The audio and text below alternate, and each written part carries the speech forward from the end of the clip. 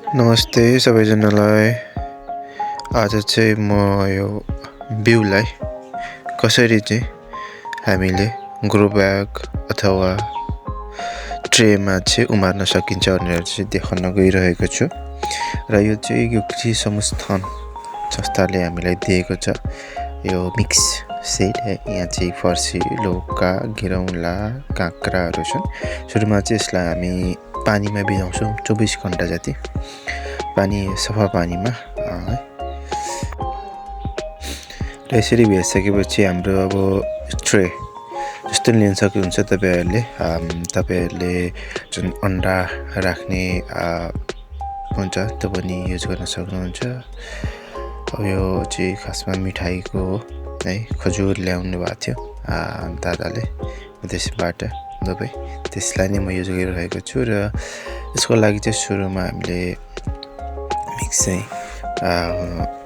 Garden mix बनाउनु पर्ने हुन्छ। तर नर्सरीको लागि चाहिने उपयुक्त मलयुक्त माटो राख्नुपर्ने हुन्छ। त्यसको लागि चाहिँ यो मेरो अलरेडी फिक्स थियो, किनभने यो गोबर घाँसको पछाडि एकदमै धेरै मल छ। हामी कम्पोस्टमा राख्छौँ र छेउको माटो एकदमै मलिलो भएको कारणले मैले त्यहाँको माटो लिएको छु यस मिडियमको लागि होइन, नर्सरीको र हामीले यो 24 घण्टा भिजाइसक्यौँ र भोलिपल्ट हाम्रो यसलाई चाहिँ अब रोप्ने तयारी भइरहेको छ। यसरी अब एउटा होलमा चाहिँ हामीले यसरी रोप्छौँ, बिउलाई यसरी राख्छौँ र राखिसकेपछि चाहिँ माथिबाट सरर पानी हालिदिनु पर्ने हुन्छ। एकचोटि सरर भिजाउनु पर्ने हुन्छ हजारीको माध्यमले।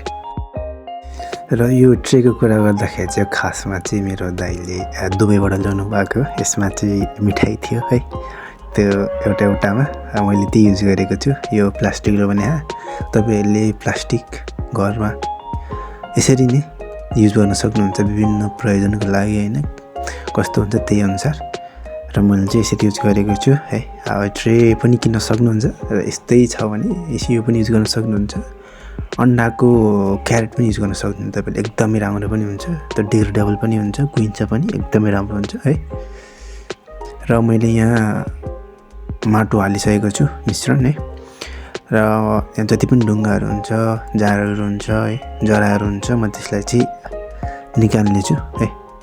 पानी हालेर चाहिँ टक्क मिडियम घाम लाग्ने ठाउँमा राखेपछि चाहिँ यसरी पानी हालेर यसरी पुरेर राखिदिने माटोले। फेरि देखिएमा त्यस बिउहरू र 2-4 दिन पछाडि चाहिँ तपाईँहरूको त्यस बिउ यसरी तपाईँले हेर्न सक्नुहुन्छ भिजेको बिउ फुटिरह है। यो यदि तपाईँले बिउहरू भिजाउनु भयो भने चाहिँ छिटो उम्रिने हुन्छ 1-2-3 दिनमै। यदि भिजाउनु भएन भने चाहिँ यो बिउ उम्रिनको लागि चाहिँ अब हप्ता दिन 10 दिन लाग्ने काम हुन्छ। त्यही भएर यदि भिजाउनु भयो भने छिटो उम्रिन्छ। र यो चाहिँ 5 दिन पछाडिको है। र यसरी नै अब त्यस ट्रेमा रहेको चाहिँ उम्रिएको जुन हाम्रो फर्सी थियो त्यसलाई चाहिँ हामीले ट्रान्सप्लान्ट गरिसकेका छौँ, अर्को ठाउँमा रोपिसकेका छौँ। एकदमै मजाले सरेको पनि छ, हेर्न सक्नुहुनेछ। धन्यवाद।